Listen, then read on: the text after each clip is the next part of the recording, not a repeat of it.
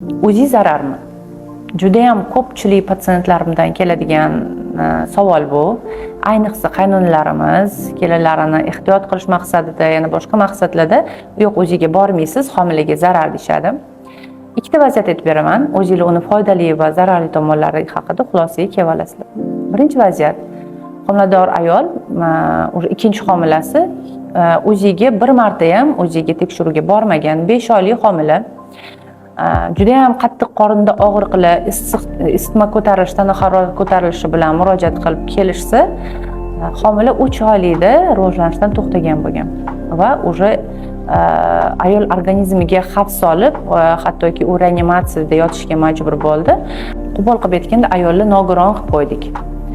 Bu bilan nima demoqchiman? Agar o'sha 3 oylikda planoviy tekshiruvdan o'tganlarida, balkim biz ularni hayotiga nogironlikdan saqlab qolgan bo'lardik. Bu bitta vaziyatimiz.